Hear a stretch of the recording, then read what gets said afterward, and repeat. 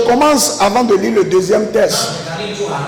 Je viens vous dire que la bénédiction vient de l'obéissance à la voix de Dieu. J'ai insisté sur la voix de Dieu. Je crois en 2009 ou 10. Non, je crois même peut-être vers 2011.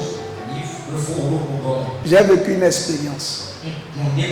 J'étais là un jour quand Dieu m'a dit de payer ma dîme plus tôt que prévu. Je n'avais pas encore eu mon salaire. Mais Dieu me demande de payer la dîme. Alors, comme je connais les principes de Dieu, parce que moi je ne mange jamais tout. Je suis allé puiser dans mes réserves. Et j'ai été payé la dîme. Comme Dieu me l'a demandé. Et vous savez, j'ai fait ça dimanche. Et le vendredi qui suivait, je n'étais pas pasteur, je n'étais pas encore pasteur, j'étais chrétien comme toi. Alors, le vendredi qui suit, d'abord le jeudi, non le mercredi, mes patrons de l'époque, ils m'ont amené quelque part pour dire qu'ils voulaient me donner une parcelle. J'étais très content. Mais c'était encore, c'est loin, je ne me rappelle même plus la zone aujourd'hui. Mais c'est un peu loin. J'étais très content. C'est vers Adjago, quelque part là-bas. Et le vendredi qui suit, je donnais de l'assistance à des entreprises. À bas là où je travaillais pour pouvoir accroître mes revenus. Et j'étais là, parce que là où l'entreprise c'était au bord de la voie, donc j'étais là vers 19h30. L'heure du boulot était déjà passée. Quand ils passaient par là,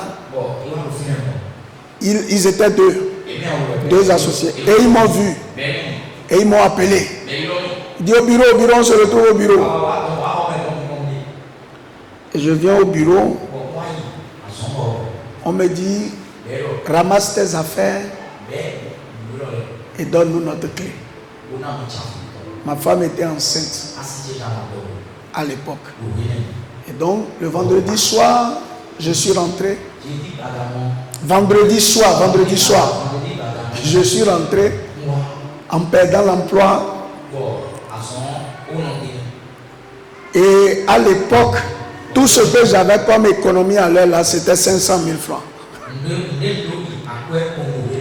Donc c'est avec ça que je me suis déplacé et suis revenu à la maison.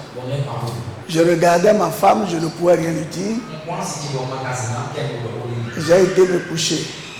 Parce que j'avais manqué la force. Il faut payer le loyer. Il faut assurer l'accouchement. Et je viens maintenant de perdre mon emploi.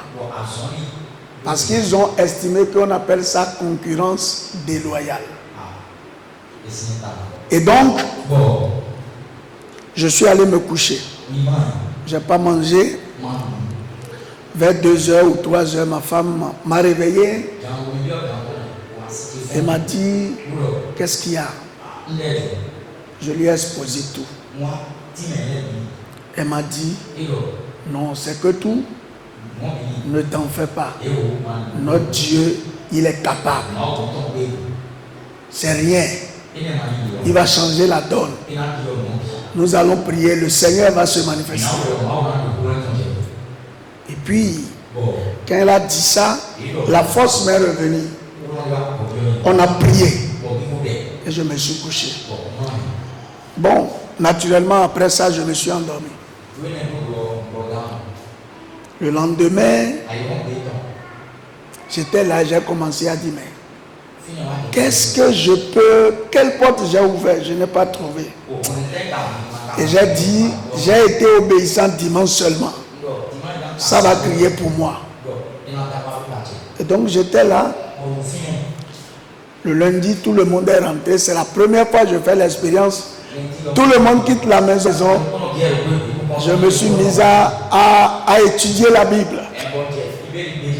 Le jour-là, j'ai étudié la Bible. Et c'est le jour-là que j'ai médité un passage qui m'est resté jusqu'à présent. Mes frères, vous pouvez passer par des moments, si vous êtes fidèles, Dieu vous bénira toujours.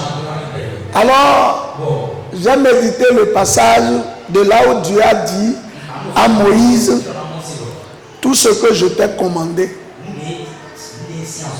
Il y a un homme qu'on appelle Belsalim. C'est à toi. C'est toi, tu dois aller vers lui. C'est lui seul qui peut t'aider. Et puis, j'ai reçu une révélation. Waouh!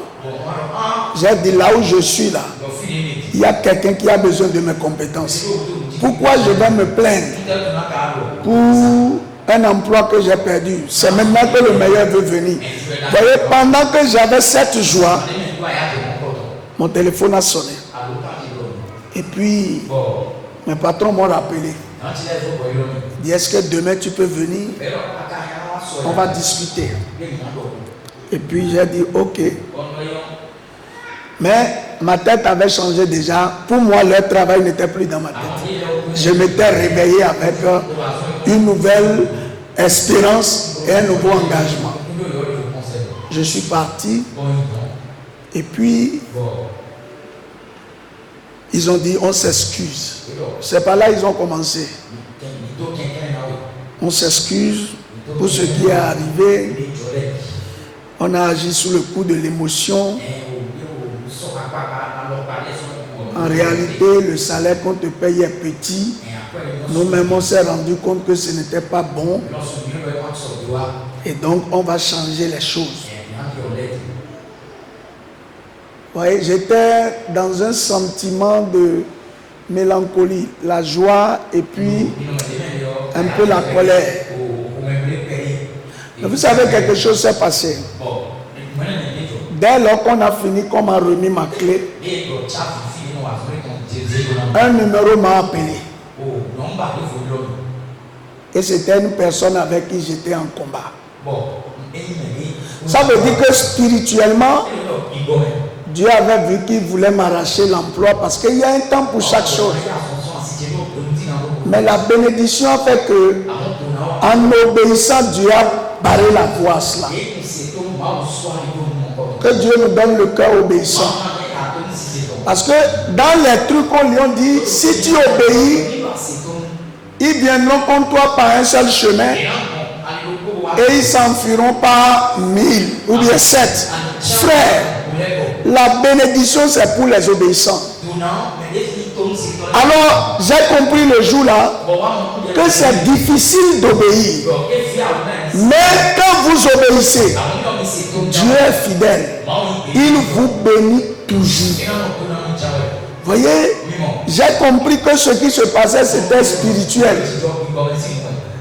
Et comme c'était spirituel, voyez, la bénédiction ce n'est pas sur ça. Ça n'a pas empêché que ça arrive, mais ça a crié l'obéissance. Soyez obéissants. Et l'obéissance ne viendra pas seulement de oui, la Bible a dit ceci, la Bible a dit. C'est peut-être quelque chose que Dieu met dans votre cœur. Faites-le sans hésiter. Dieu vous étonnera toujours. La Bible dit dans Deutéronome 28, si tu obéis, voyez, il conditionne la bénédiction à l'obéissance.